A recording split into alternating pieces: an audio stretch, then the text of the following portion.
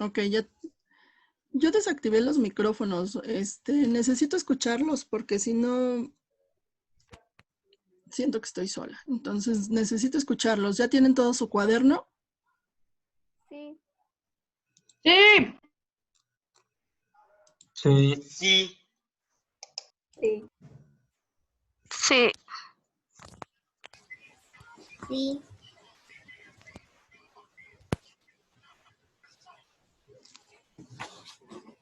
Ok.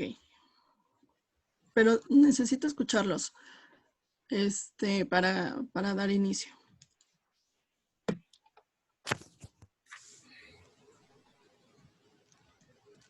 ¿Ok?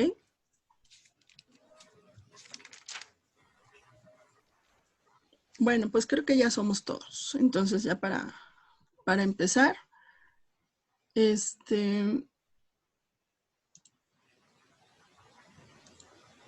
ok, siguen entrando. Entonces, a ver, vamos a...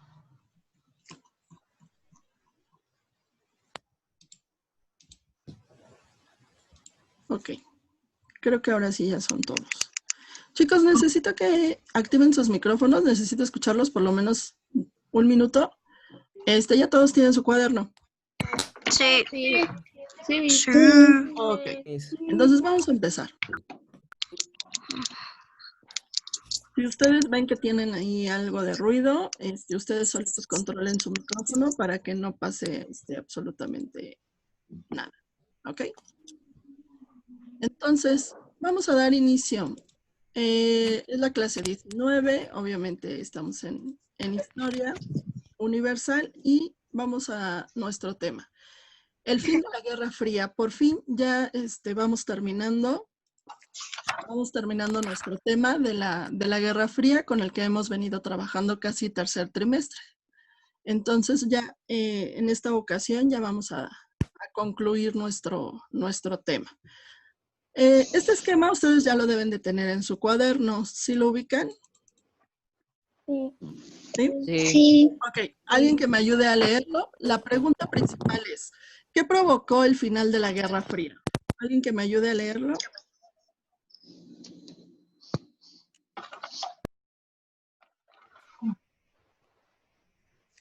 ¿Quién dice yo? Miriam.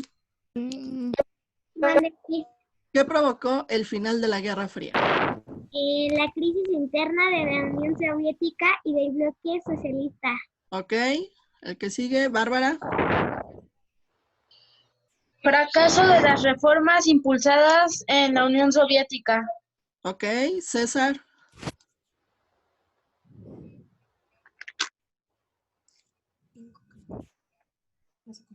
César. ¿No? Saúl. Mande. La siguiente característica, por favor. ¿Qué provocó el final de la Guerra Fría? La de fracaso de las reformas.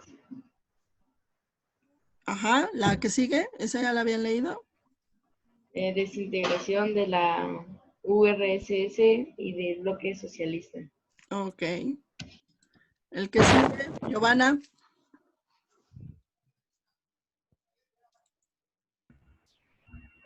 Caída del muro de Berlín. Caída del muro de Berlín. Nicolás, te escucho. Nico. Movilizaciones democráticas en Europa del Este. Ok. Sara. Caída del muro de Berlín. Esa ya la habían dicho. Otra.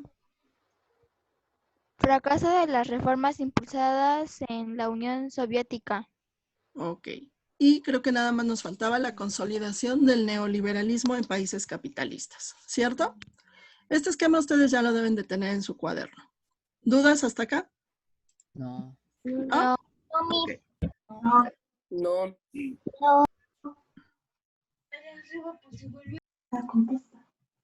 Ok. Entonces vamos a pasar a la que sigue. Este esquema también ustedes lo deben de tener en su cuaderno. Dice el fin de la URSS. Y el fin de la URSS, pues obviamente viene siendo o trae consecuencias que de algún modo empezaron a causar esta unión se empiece a desintegrar. Por ejemplo, tenemos en 1981, comenzó el gran fracaso agrícola, 1982, el decrecimiento de la producción industrial. En 1985, Mikhail Gorbachev asume la dirigencia de la Unión Soviética a través del único partido oficial, Partido Comunista de la Unión Soviética, pero lo que marcó el declive de la URSS fue la invasión de Afganistán en 1979. Obviamente nuestro tema es ver cómo se disolvió la URSS, cómo se desintegró. Ese es el tema principal que nosotros vamos a ver ahorita. ¿Sí me anotaste las preguntas en tu cuaderno? Sí. ¿Sí? Bueno, Sí. entonces vamos para Sí. allá. Me voy a saltar tantito este esquema. Lo voy a dejar hasta el último y ahorita te lo explico. ¿Ok? Para comenzar con las preguntas. Primer pregunta, Jorge, ¿me ayudas, por favor?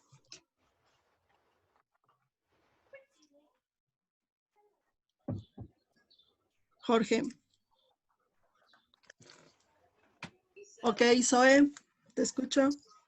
Es la sigla que identifica a la Unión Soviética Ajá. y las inmensas de región bajo la idea socialista. Digo, Ok. comunista. Comunista. Ok.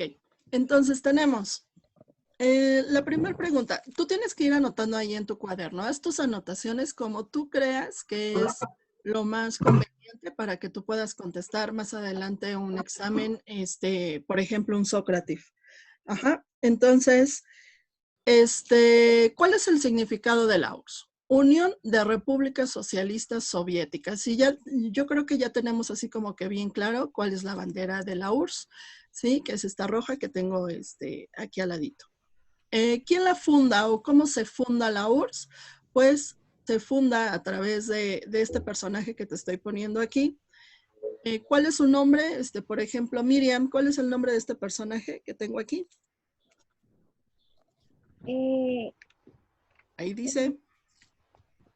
¿Dónde dice mi? Ahí al lado del personaje, ¿cómo se llama? Es que no lo veo, no, ¿No se ve? No se ve, mis nada más dice siendo. Ay, ok. Siendo Lenin su primer presidente. ¿Sale? Lenin es el personaje que tengo aquí en la pantalla y él es el que funda en 1922 la URSS. A partir... Ok, ustedes solitos controlen sus micrófonos, por favor. Ok. Chicos, ustedes solitos controlen sus micrófonos porque no quiero tener que hablar a casa y tenerles que decir que tienen una sanción. Entonces vamos a respetar, por favor. ¿Ok? Entonces vamos a comportarnos. ¿Puedo pasar a la siguiente diapositiva?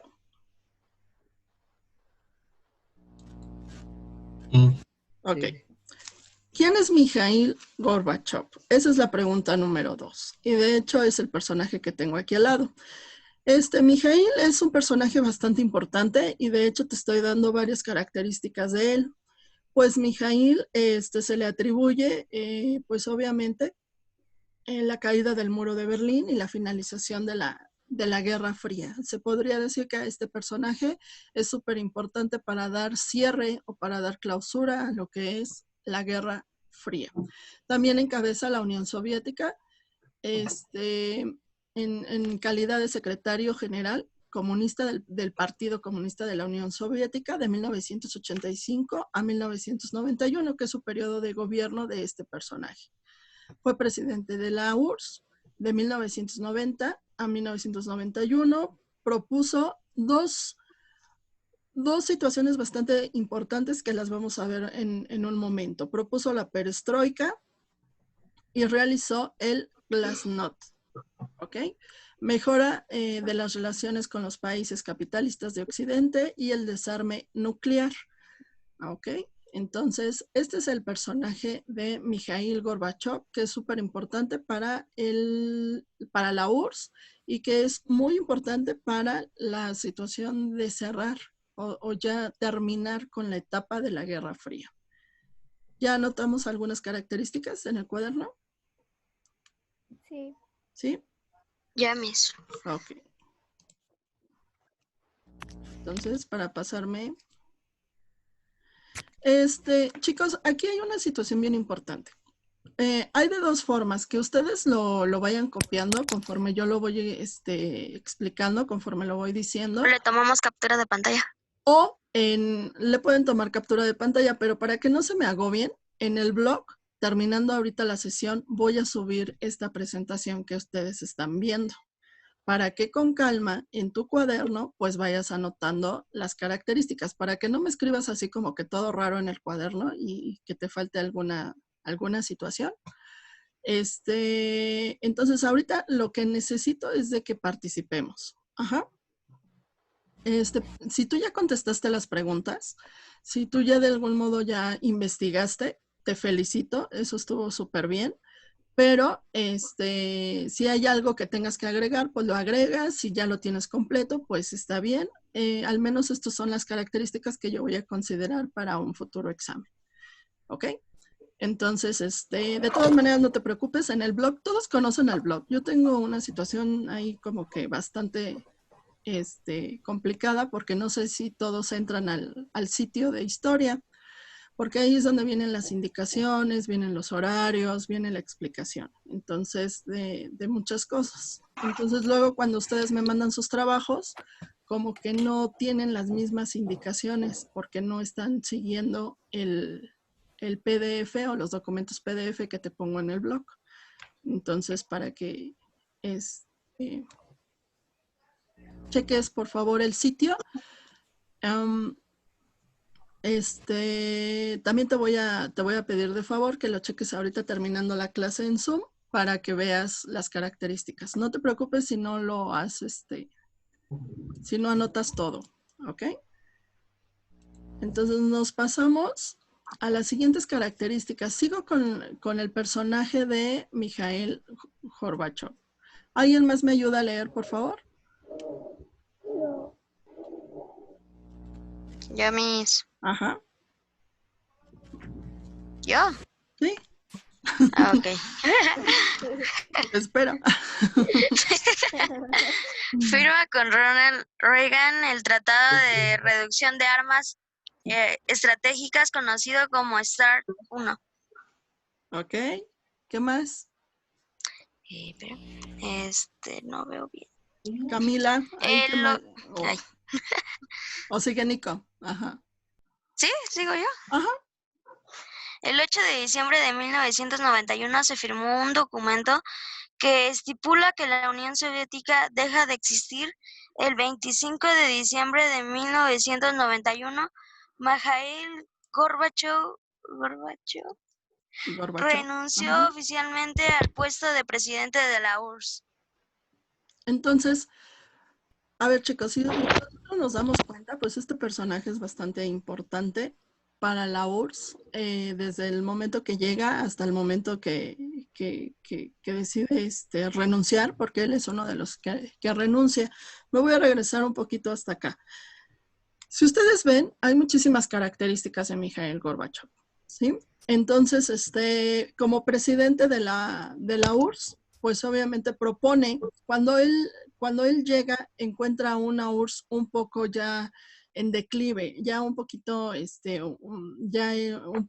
crisis. Entonces, por eso, y por esta situación, él propone lo que es la perestroika y propone el glasnost, que finalmente él lo hace con toda la intención de mejorar a la URSS, pero termina siendo el declive para para este país. Vamos a pasar a la siguiente pregunta. ¿Quién me ayuda? Por ahí tengo a Jocelyn.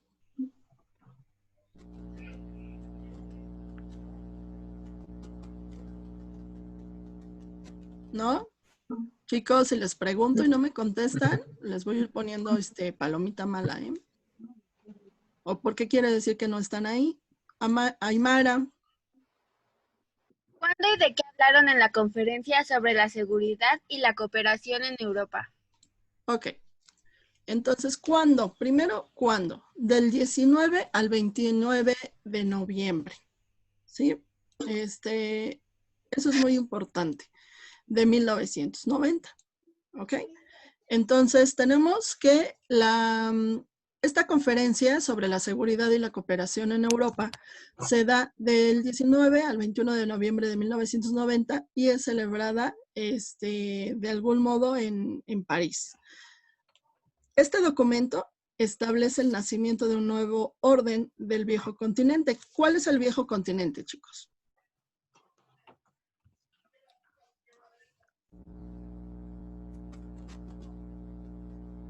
¿Nos escuchan? Europa. Europa, ok.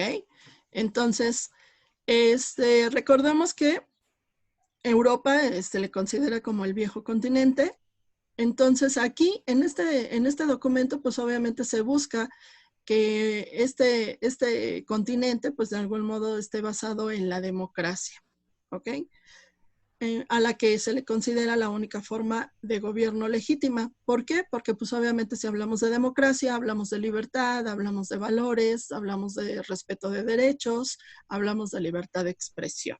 Entonces, por eso es muy importante la democracia. El diálogo y la renuncia al uso de la fuerza. Este tratado es firmado en esta conferencia por diferentes personajes bastante importantes de diferentes potencias mundiales en este momento. Aquí lo curioso y lo sorprendente es de que lo firma Bush como presidente de Estados Unidos, que recordemos que Estados Unidos tiene un sistema capitalista, y lo firma también Mikhail Gorbachev, que finalmente sabemos que es un representante del comunismo. Ajá. Entonces, esto es lo que realmente pone interesante a este tratado, porque obviamente es como si estuvieran celebrando la paz entre ambos países y entre ambas naciones. De hecho, George Bush, presidente de los Estados Unidos, al firmar este tratado, declara o hace este comentario: hemos cerrado un capítulo de la historia, la Guerra Fría ha terminado. Entonces, se podría decir que con la Carta de París, pues se firma de algún modo que ya va a haber un respeto por estas dos ideologías, tanto comunista como capitalista, y que de algún modo pues vamos a tener un poco de paz y vamos a tener un poco de prosperidad. Ajá. ¿Dudas hasta aquí? No, Miss. ¿Nada? Ok. 4. No, Miss. ¿Cuándo y por qué se disolvió la URSS? ¿Cuándo? Esta fecha sí la debemos de tener así como que ya bien clara. 26 de diciembre de 1991. Se podría decir que en esta fecha es cuando se declara disuelta completamente la URSS. ¿Por qué se disuelve? Hay 3 características muy importantes para la disolución de la URSS. La reforma económica, conocida como la perestroika en la URSS, la caída del muro de Berlín y los movimientos democratizadores en Europa del Este. Recordemos que la URSS es comunista, entonces obviamente el mundo pues de algún modo exige y pide que tengamos un gobierno, o que se tenga un gobierno un poco más demócrata. Y llegamos a la pregunta de un término que hemos estado diciendo desde el principio. ¿Qué es la perestroika? Acuérdense que es un proceso que pone Mikhail Gorbachev a partir de 1985, que él llega al gobierno de la URSS. Entonces, ¿qué es la perestroika? Pues un proceso de reestructuración. ¿Qué entendemos por reestructuración? ¿Alguien me puede explicar? ¿Qué entiendes tú? ¿Cómo lo podríamos definir como reestructuración? Miriam. ¿Qué entienden ustedes por reestructuración? Bueno, yo entiendo como que se vuelve a construir así pues de otra manera y beneficiando a él. De otra manera. Ajá. De hecho, voy a pasar a la siguiente tabla y fíjate bien cómo estaba la URSS. Antes de la perestroika, cómo estaba la URSS y después de la perestroika, para que vean la comparación. Antes de Mikhail Gorbachev, la URSS tenía precios de bienes y servicios fijados por el Estado. Recordemos que la ideología comunista, pues obviamente establece que no hay libertad en la oferta y la demanda, no hay libertad en las empresas, no hay libertad en tener tu propio negocio. De eso hablábamos la semana pasada, ¿te acuerdas? Entonces, antes de la perestroika, los precios de bienes y servicios eran fijados por el Estado. ¿Qué pasa cuando llega Mikhail Gorbachev a la URSS y firma lo que es la perestroika? Pues los precios de bienes y servicios fijados mediante la oferta y la demanda. Ajá, entonces esa es la gran diferencia, de que ya se empiezan a fijar los precios. Antes de la perestroika, pues la propiedad estatal de la tierra, o sea, la tierra, todo lo que tiene que ver con la agricultura, todo lo que tiene que ver con los terrenos, pues era propiedad del Estado. Y ahora, después de la perestroika, pues permite la propiedad privada en el campo, permite que las personas sean dueñas de sus tierras y que las empiecen a cultivar y que las empiecen a trabajar como ellos quieran. O sea, se empieza a dar una libertad. Antes de la perestroika, todas las empresas y la industria eran del Estado, o sea, todo tenía que ver con el Estado. Después de la perestroika, pues se vendieron a los particulares algunas empresas públicas y surgieron nuevas empresas privadas. Nico, ¿quieres comentar algo? Miss, su pantalla compartida se ve toda rara, se ve como de lado. ¿Se ve de lado? ¿Por qué se ve de lado? Sí, como si, bueno, yo la veo así. ¿No están viendo la tabla? No, la veo toda como de verde. A lo mejor es su compu de ustedes. ¿No me ven la tabla? A ver, cheque. No, yo no la veo. Yo no la veo. Si quieres, hasta comparto mi pantalla para que lo vea. No, sí te creo. Es que no veo nada, o sea, se ve todo verde. O sea, sí la ve usted, pero lo demás se ve todo verde. Entonces sí, eres tú. Pero sí se ve. Ajá. O sea, yo la veo usted, Miss. Uh-huh. Sí, por eso, Nico. Ya. Sí, el internet supongo que... Es tu configuración, ¿no? No sé, pero... Sí. Se ve todo verde. ¿Los demás sí la ven? Sí, yo sí. Ok. Yo lo veo bien. Ok, entonces seguimos. Entonces, antes de la perestroika, pues no se permitía la inversión extranjera y después de la perestroika, pues se autorizó una inversión extranjera limitada, pero ya se empezó a autorizar que los extranjeros empezaran a invertir dentro de la URSS. Acuérdense que una inversión extranjera es muy importante para la economía de un país porque esto lo hace más productivo. Entonces, antes de la perestroika, cuando no se permitía una inversión extranjera, pues obviamente la economía estaba como de algún modo detenida o un poco parada, ¿no? Vamos a llamarlo así. La pregunta es, ¿la perestroika entonces es buena o es mala? Buena y Buena. mala. Buena y mala. Buena y mala. Recordemos que para la URSS, la perestroika, pues obviamente iba en contra de sus ideologías, iba en contra de sus estatutos, porque recordemos que lo que propone Mikhail Gorbachev con la perestroika, pues es prácticamente lo que es o lo que conocemos como el capitalismo. ¿Ya te diste cuenta? ¿Sí? Gorbachev, de algún modo quería imponer, quería transformar el socialismo, quería transformar el comunismo que estaba en este momento en la URSS, lo quería transformar de una manera capitalista, pero conservando su origen, que era el socialismo. Y obviamente esto era como contraponerse, era como estarse contradiciendo, o eres comunista o eres capitalista, ¿cierto? O sea, no se puede tener los dos términos, no podías tener las dos ideologías. Entonces, pues obviamente esto da como pie o da como resultado pues muchísimas manifestaciones, la gente empezó a tenerlo o a tomar esto como pretexto para pues de algún modo salir a protestar y buscar su libertad, pero completa, no nada más a medias como lo proponía la perestroika, sino que ahora sí buscar la manera en ser libres de este comunismo que de algún modo los había atrapado en este país, en la URSS.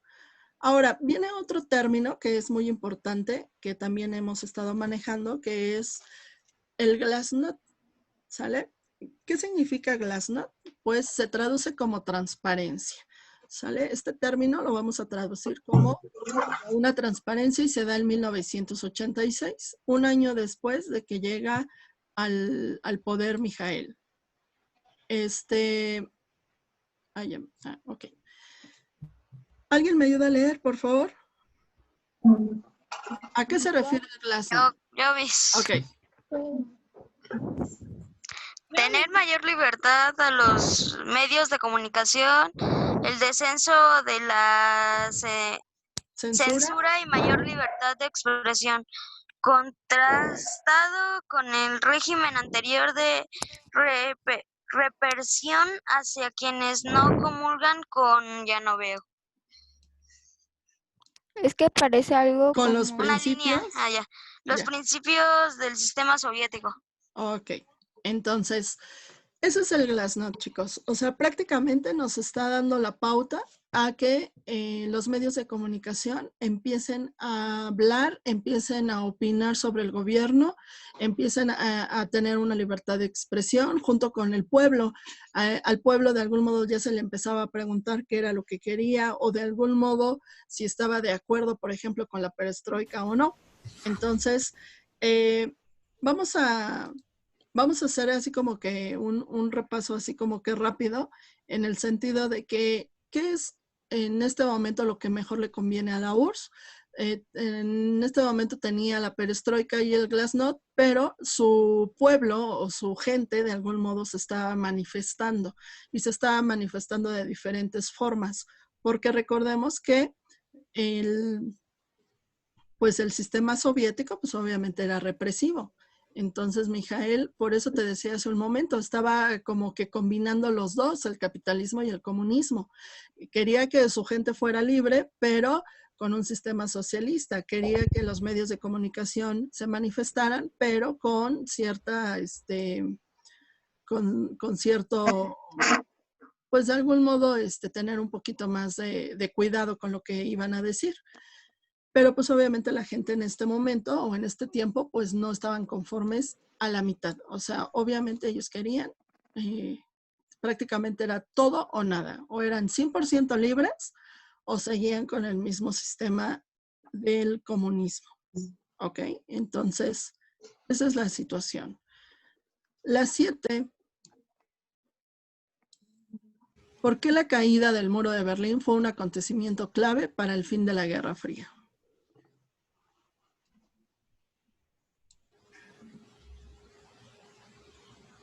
Chicos.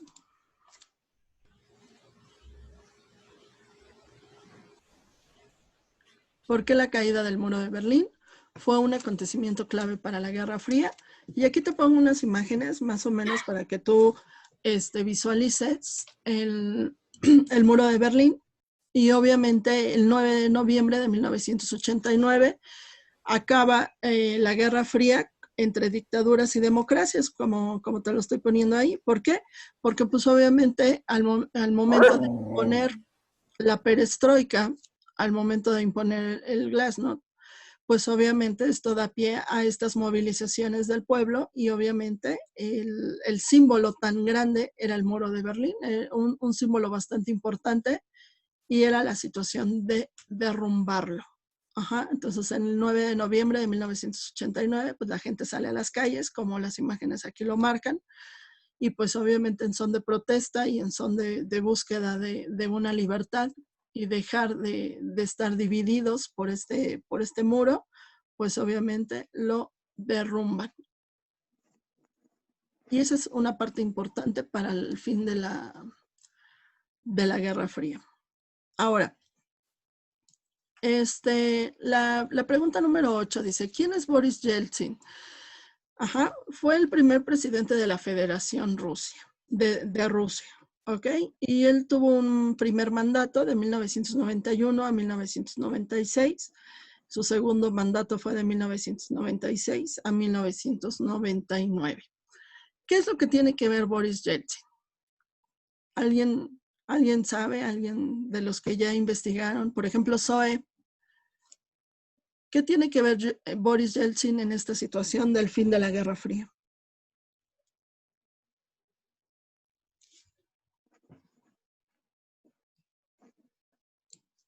¿O alguien más que quiera participar?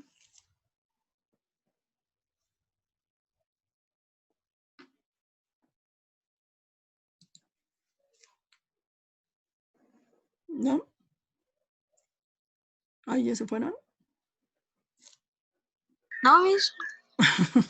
Ok, entonces, ¿qué tiene que ver Boris Yeltsin? ¿Qué No lo sé. Sí, vamos leyendo lo que... Ok. Antes de Boris Yeltsin, ¿quién estaba gobernando la URSS?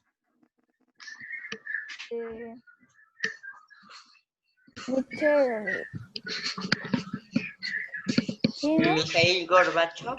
Ok. Es este señor. ¿Ya lo vimos?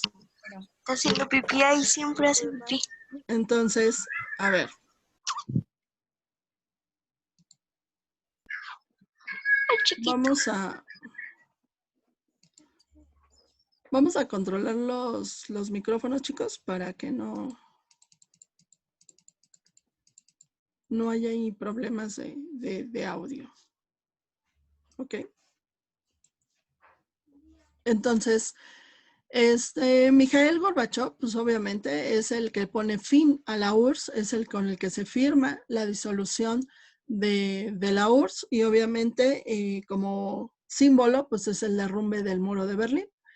Y entonces alguien se tenía que quedar a cargo de estos, de Rusia, que finalmente cambia de nombre y ahora se va a llamar Federación de Rusia y se queda como presidente Boris Yeltsin. Se podría decir que él es el que le sigue a Mikhail Gorbachev, ¿ok? Y que él estuvo en el mandato de 1991 a 1999. Y obviamente es pieza clave en la historia de Rusia o de la antigua Unión Soviética. De ahí nos vamos a pasar a la que sigue, que ya de algún modo ya la habíamos dicho. ¿Cuándo fue la caída del muro de Berlín? Y recordemos que la caída del muro de Berlín fue el 9 de noviembre de 1989. Esta fecha ya la debes de tener ahí como que ya bien que la manejes súper bien ya en tus anotaciones. El 9 de noviembre de 1989 se acaba la Guerra Fría con el derrumbe del muro de Berlín. Y de ahí nos pasamos a la que sigue.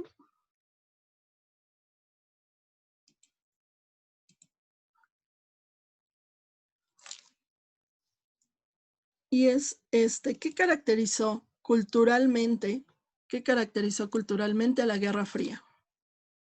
¿Alguien que me ayude ahí a leer, por favor? Yo. Ajá, Sara. La URSS fue la primera en utilizar la energía nuclear con fines pacíficos.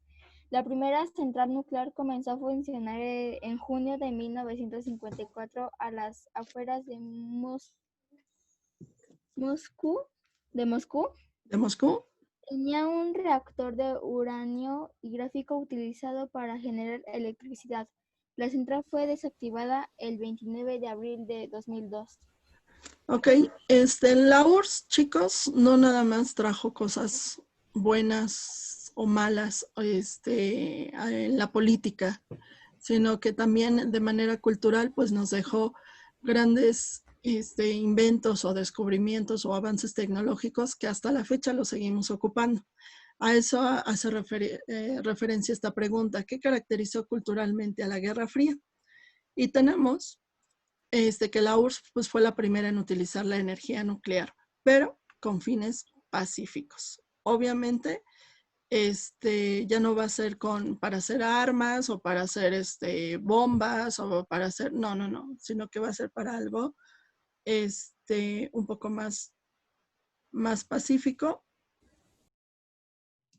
Entonces tenemos que la URSS fue la primera en utilizar esta energía nuclear. La primera central nuclear se comenzó a funcionar en 1954 a las afueras de Moscú. Estuvo avanzando de 1954 hasta el 2002. Esta central fue desactivada en el 2002. No hay avisos o no hay información sobre que haya pasado algún accidente muy parecido o algo similar a lo que pasó en Chernobyl. Si ubicas este accidente nuclear.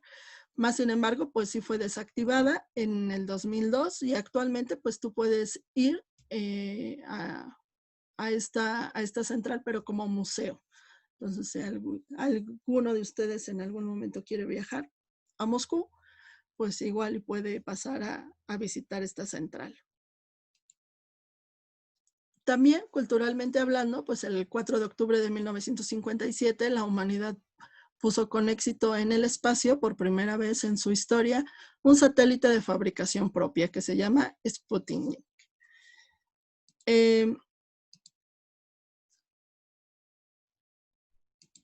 Ahorita vamos a ver Chernobyl, rápido nada más. Puso con éxito el espacio por primera vez en su historia con este satélite. Y se lanza dos. El primero fue lanzado en 1957 y obviamente con un éxito rotundo, y posteriormente se lanza el Sputnik 2, que además llevaba un pasajero muy singular. No sé si alguien había escuchado hablar de que llevaba una perrita. A esta perrita le pusieron el nombre de Laika. El experimento o la prueba era de que esta perrita tenía que sobrevivir por lo menos unos 15 días en el espacio aproximadamente. Eso era lo que ellos marcaban como parámetro, pero la perrita, hay documentos que dicen que murió a las 5 horas del viaje. Entonces realmente no pudo aguantar el viaje como tal, y pues obviamente muere esta perrita, y por eso se hace famosa. Posteriormente también en la primera nave espacial tripulada, estos avances fueron por parte de la Unión Soviética. Se realiza el 12 de abril de 1961 y se da el primer vuelo espacial tripulado de la historia. A bordo de la nave viajaba el célebre cosmonauta soviético Yuri Gagarin. También, pues obviamente, si estamos hablando de la Guerra Fría, pues obviamente sabemos que están compitiendo Estados Unidos y la URSS. Y pues obviamente Estados Unidos, con tales eventos que estaban pasando en la Unión Soviética, pues Estados Unidos no se iba a quedar atrás. Y el 20 de julio de 1969, la misión norteamericana que conocemos como Apolo 11, coloca a los primeros hombres en la Luna. Y es como se da este suceso. Es el primero que se da o que se sigue a través de televisión por 600 millones de personas aproximadamente.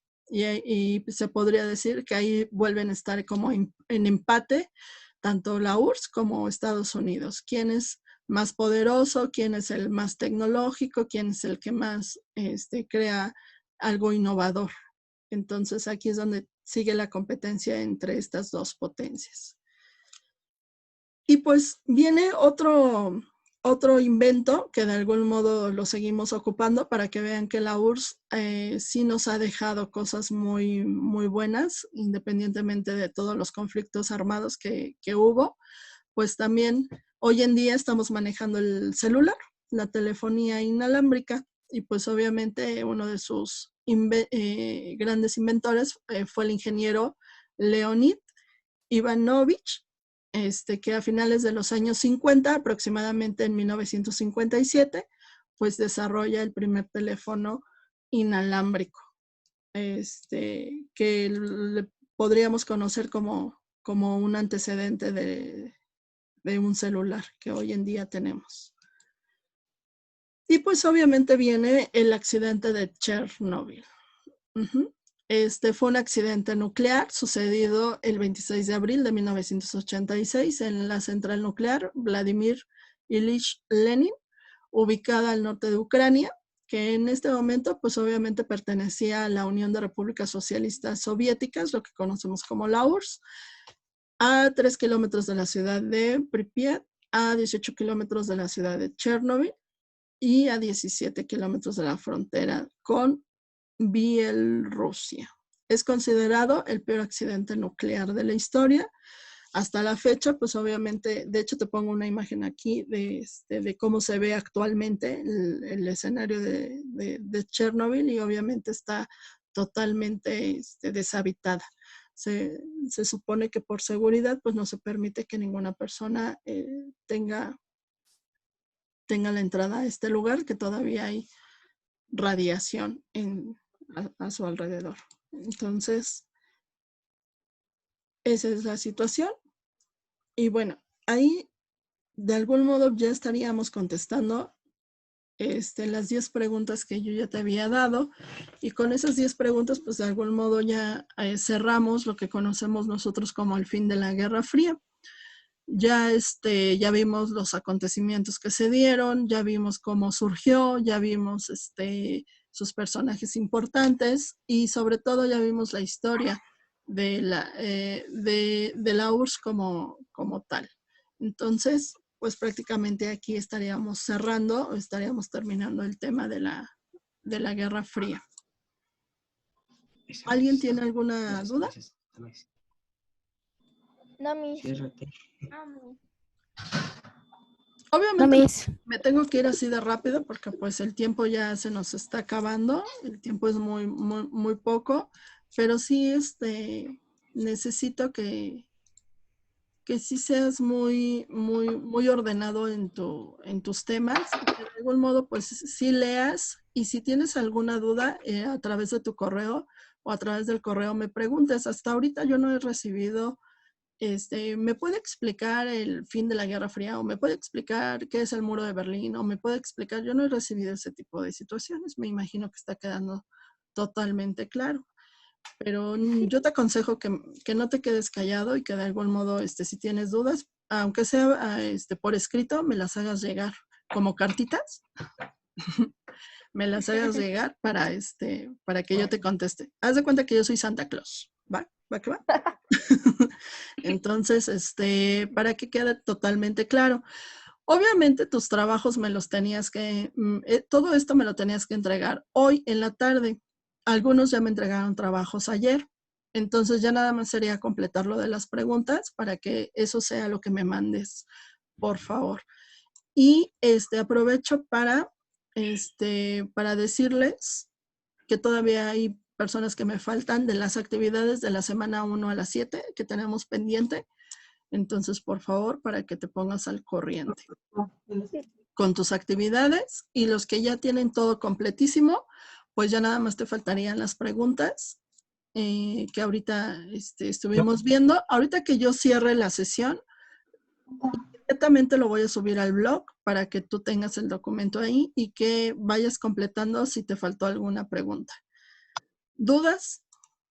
No, Miss. No, Miss. Entonces voy a cerrar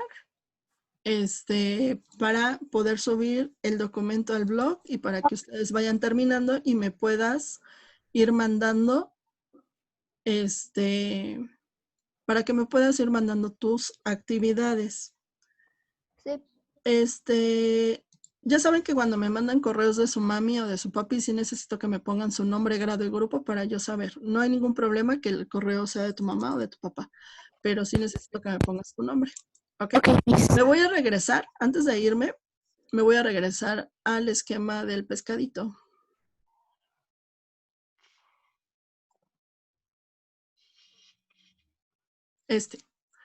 Se supone que este es como una evaluación que necesito o quiero que tú te hagas tú solito.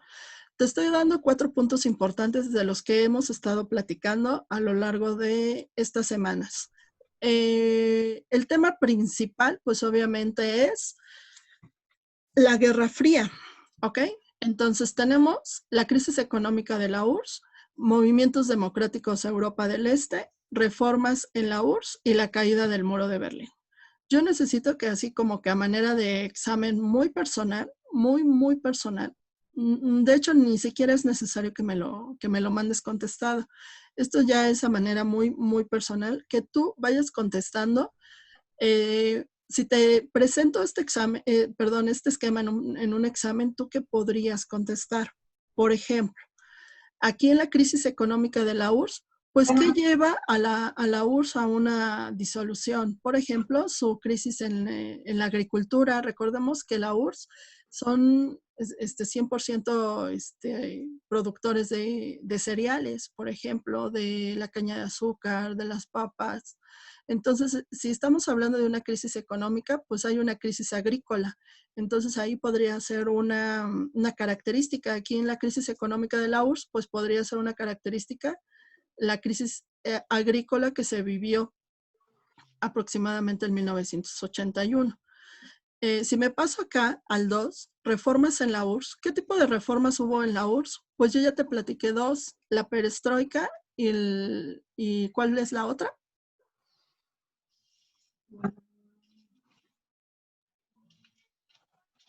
¿Los escucho?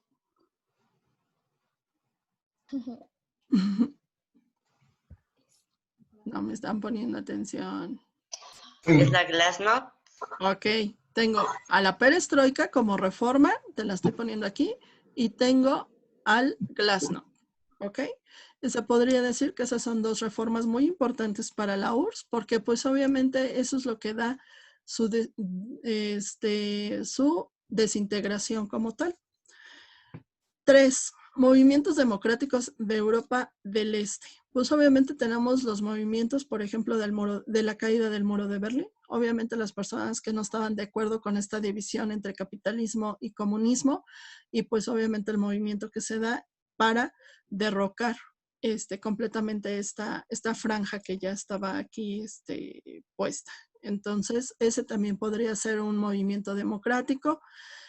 Acá abajo pues tengo la caída del muro de Berlín. Cuando fue, obviamente, ¿quién respalda todo esto de la caída del muro? Pues obviamente sabemos que fue Mikhail Gorbachev, y obviamente todo lo que tiene que ver. Entonces, este esquemita es como una guía que tú podrías hacer en tu cuaderno sobre qué sabes de cada uno de estos subtemas. ¿Sale? A manera muy personal. Si quieres, mándamelo y ya yo te digo, esto sí está bien, esto está mal. Entonces, en base a las preguntas, en base a las preguntas que ya vimos, a los temas anteriores, pues ya tú saca tu conclusión. Es como que saca tu conclusión, porque este tema ya no lo vamos a ver. Este tema ya está terminado. Para la siguiente semana, pues ya vamos a iniciar con el mundo de la globalización y ya son otros temas y ya es otra cosa. Entonces ya es como a manera de conclusión este esquema. ¿Dudas con el esquema? No, Miss. Si quieres, mándamelo, así como tu examen final, y ya yo te digo si está bien o que le pongas, que le quites o que le aumentes. ¿Ok? Entonces, pues, me dio mucho gusto que te conectaras, me dio muchísimo gusto saber que están bien, que están trabajando. Muchísimas gracias a los que ya entregaron todas sus actividades, que ya están registradas, ya están revisadas. Y los que me faltan, por favor, pues, a más tardar, por favor, hoy, mandarme todas sus actividades. Ya necesito hacer el concentrado porque, pues, como ya te diste cuenta, ya empezamos a trabajar con nuevos temas. Entonces, por favor, Se los encargo. ¿Alguien más? ¿Alguna otra?